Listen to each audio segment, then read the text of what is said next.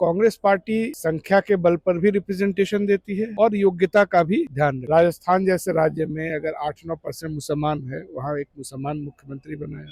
योग्यता और प्रतिनिधित्व दोनों का सम्मिश्रण हमेशा से कांग्रेस पार्टी में रहा। कोई ये नहीं कह सकता कि एक बिरादरी के बल पर ही आप चुनाव जीत सकते। हर समाज एक दूसरे के साथ खड़ा होता रहा और राजनीति में सबसे ज्यादा समावेश आपको इस तरह का सिर्फ कांग्रेस पार्टी में दिखा। जो लोग 20 साल से 30 साल से सांप्रदायिकता के खिलाफ ही राजनीति करने का दावा कर रहे हैं, उन्होंने तो कभी मुसलमान सीएम नहीं बनाया। बीजेपी और उसका जो दरार खोजने वाला मीडिया है वही खाली बताएगा कि सीमांचल में कांग्रेस जीत रही है। भाई औरंगाबाद में कैसे जीते जा रही है, खगड़िया में कैसे विधायक हो गए हमारे। जहाँ जातिगत जनगणना कराने के नाम पे बीजेपी धांधली कर रही है। बांग्लादेश का बॉर्डर बिहार में सिर्फ किशनगंज से सटा हुआ है और 750 किलोमीटर का नेपाल के साथ लगा है, उस पर कुछ बोले नहीं रहा। अगर बाहर से लोग आएंगे तो नेपाल तो बाहर का ना देश है।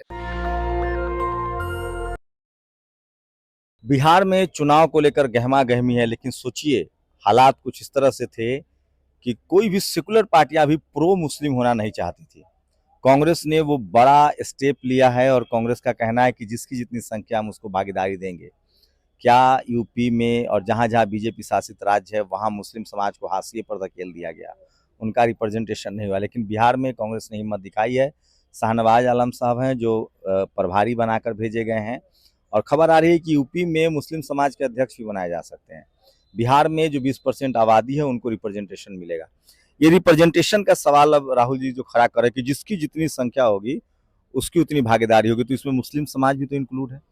बिल्कुल। अब देखिए, इस देश में जो कांग्रेस पार्टी एकमात्र ऐसी पार्टी है जिसने आसाम में एक महिला मुख्यमंत्री बनाया जो मुसलमान थी।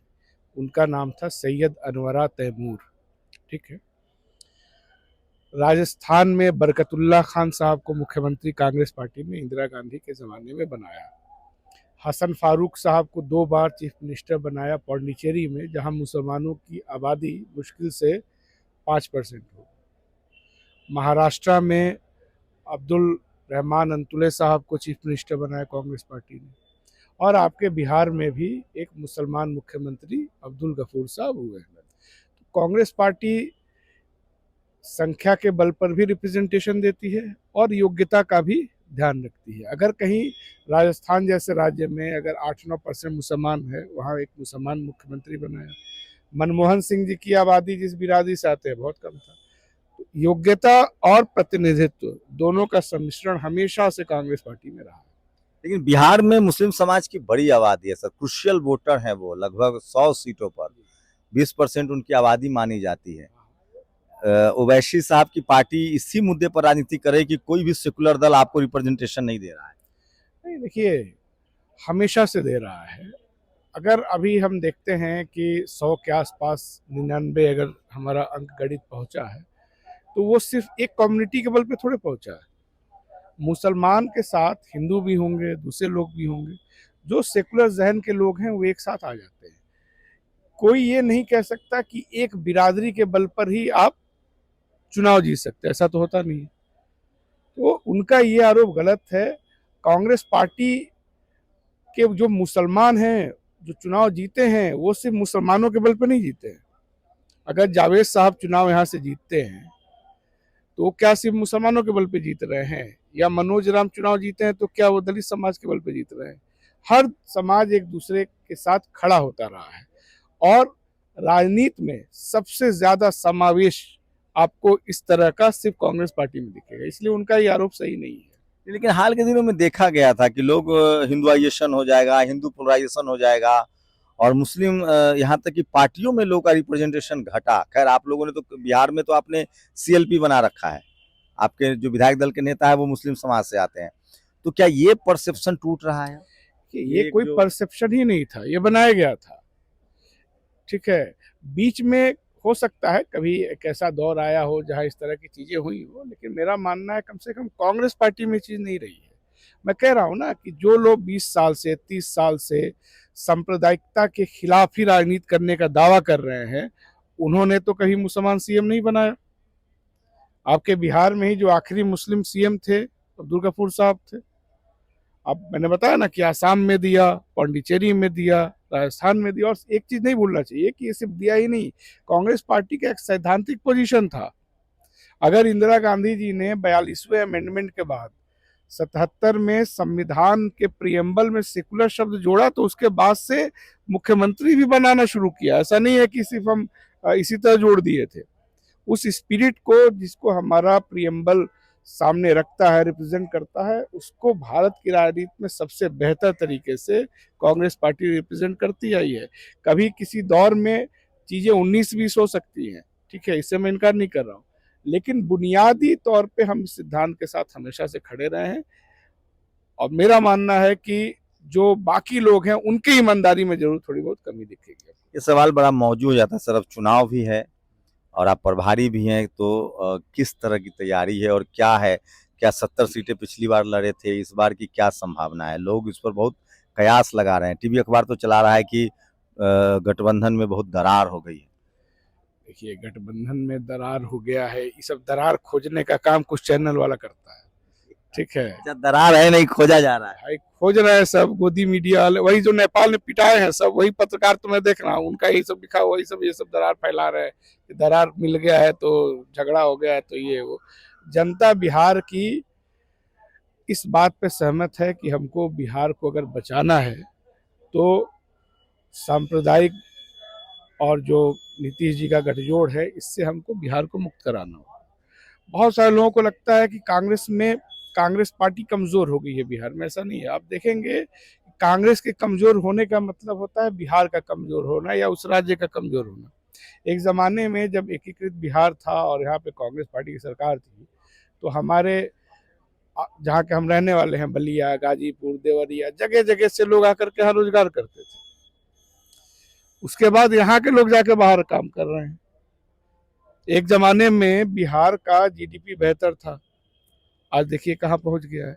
बिहार का आदमी बाहर जाके मजदूरी कर रहा है, लेकिन आपके खगड़िया, अररिया में तो पंजाब का आदमी नहीं आ रहा काम करने। आप सीमांचल की जिम्मेदारी आपको दी गई है, वहाँ गढ़ रहा है कभी कांग्रेसों का मुस्लिम वोट भी, सबसे बहुसंख्यक आबादी है सीमांचल में, वैसी फैक्टर भी वहीं लागू होता है। पिछली बार वो 5 सीटें जीते भी थे। देखिए, वैसी फैक्टर वेक्टर कुछ है नहीं। अगर आप इस देश में सबको एक साथ नहीं ले चल सकते हैं तो आपका सर्वाइवल मुश्किल है। ठीक है, आप एक पार्टी हैं, आपको लड़ने का अधिकार है, नेपाल में तो लड़ेंगे नहीं, जहाँ का पार्टी होता है लड़ता है। मेन चीज ये है कि एक दूसरे का अगर भरोसा नहीं है दूसरी कम्युनिटी का तो आप पॉलिटिक्स में सरवाइव नहीं कर सकते। कांग्रेस पार्टी ऐसा नहीं है कि सिर्फ किशनगंज से जीत रही है, वो सासाराम से भी जीत रही है। बीजेपी और उसका जो दरार खोजने वाला मीडिया है वही खाली बताएगा कि सीमांचल में कांग्रेस जीत रही है। भाई औरंगाबाद में कैसे जीते जा रही है, खगड़िया में कैसे विधायक हो गए हमारे, भागलपुर में कैसे हो गए, मनिहारी में कैसे हो गए सुरक्षित जगह पे, वो नहीं बताया। वो खाली बताएगा हाँ वही लोग जीतते हैं। तो ये नैरेटिव एक गढ़ा हुआ नैरेटिव है। मेरा मानना है कि पूरे बिहार के लोग बदलाव चाहते हैं, त्रस्त है। क्योंकि आप देखिए कितने शर्म की बात है आपका और उत्तर प्रदेश का, जहाँ सामाजिक न्याय के नाम पे बहुत राजनीति होती है और जहाँ आरक्षण के खिलाफ भी बहुत मोर्चा वोर्चा खुलता रहता है। आप देखिए बीजेपी के नेतृत्व में तमिलनाडु में लगभग 3.25 लाख रुपया पर कैपिटा इनकम है आदमी का। क्यों ऐसा है? क्योंकि वहाँ सामाजिक न्याय लागू है। 75%, 76% वहाँ पे 79%। और जहाँ सबसे ज्यादा रेजिस्टेंस है, जहाँ जातिगत जनगणना कराने के नाम पे बीजेपी धांधली कर रही है या यूपी में करवा नहीं रही है, वहाँ का क्या पर कैपिटा इनकम है आपके बिहार का? 36,000 रुपया। और जहाँ सामाजिक न्याय जो राहुल गांधी जी का विजन है उस पर जहाँ सरकारें चल रही है, चाहे वो तेलंगाना हो, कर्नाटक हो, वहाँ 2.5 लाख रुपया, 3 लाख रुपया पर कैपिटा इनकम हो जा रहा है। तो हमको सामाजिक न्याय के मुद्दों को आर्थिक न्याय का मुद्दा बना करके भी जनता के सामने पेश करना है, जो राहुल गांधी जी के नेतृत्व में हम लोग बिहार में कर रहे हैं। इसीलिए इस चुनाव में कांग्रेस पार्टी बहुत सारे जातीय धार्मिक समीकरण तोड़ करके वोट लेने जा रही है। अब तक जो परंपरागत रहा है उससे आपको अंतर दिखेगा। नहीं, प्रचार में आप आगे हैं, आपने पहले आप लोगों ने कैंपेन शुरू किया, इनफैक्ट बीजेपी से ज्यादा, बीजेपी अब जाके सुगुहाट हुई है। प्रचार में आगे हम प्रचार में आगे हैं। हमारा जो सच्चाई है, जैसे बिहार का एक मुद्दा है पलायन, ठीक है, हम लोग जब अखबार में पढ़ते थे, राजनीति करते, हम लोग अखबार में पढ़ते थे कि मनरेगा लागू हुआ है तो पलायन रुक गया है, और दिल्ली पंजाब से और हरियाणा से किसान लोग आ रहा है, अमीर लोग गाड़ी लेके, लग्जरी बस और मोबाइल और टीवी दिखा रहा है कि हम आपको देंगे, एडवांस देंगे। मजदूर लेके जाने की बात कर रहा है, लेकिन मजदूर नहीं जा रहा है क्योंकि मनरेगा ने उसको यहाँ पे काम दे दिया था, है ना। तो हम ये अपनी बात को बता रहे हैं अपने, और लोगों की स्मृति में है ये सब चीजें, ऐसा नहीं है कि ये बहुत पहले की बात है। तो इसलिए मेरा मानना है कि इस बार जो परंपरागत जातीय समीकरण वाली राजनीति है वो टूटने जा रही है। कांग्रेस पार्टी और इंडिया गठबंधन को हर उस कम्युनिटी का वोट मिलने जा रहा है जो आर्थिक तौर पे खुशहाली चाहता है। और कौन ऐसा पोलराइजेशन से कैसे लड़ेंगे? धार्मिक पोलराइजेशन कहाँ है, हमको तो नहीं दिख रही। बनाने का प्रयास कर रहे हैं, बता रहे हैं कि कोई आ गया है पाकिस्तान से, बांग्लादेश से।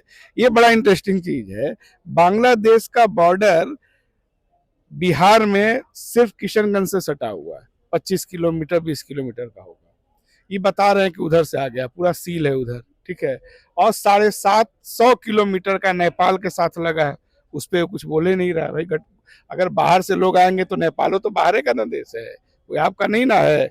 तो ये बनाने का प्रयास हो रहा है, लेकिन कहीं ऐसा कुछ नहीं है, मुझे नहीं। देखिए, आप एक चीज याद रखिएगा, झारखंड में भी इन्होंने बांग्लादेशी पलायन, ये वो सब बांग्लादेशी वोटर का बात किया था।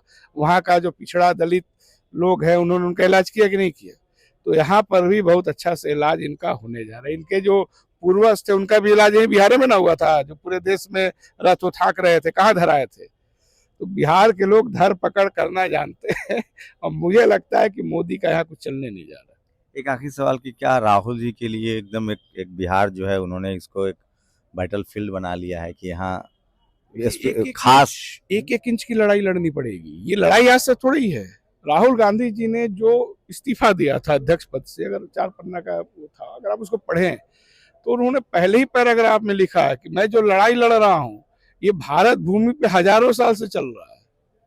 ये विजन की लड़ाई है, एक इंच की लड़ाई है, ये सिर्फ वोट का लड़ाई नहीं है, ये आइडिया ऑफ इंडिया की लड़ाई है। और निश्चित तौर पे बिहार आइडिया ऑफ इंडिया को रिप्रेजेंट करने वाला सबसे महत्वपूर्ण सेंटर है, क्योंकि ये लोकतंत्र की जननी है। तो यहाँ तो हमको ज्यादा समय देना ही है, ज्यादा लड़ाई लड़ना ही है।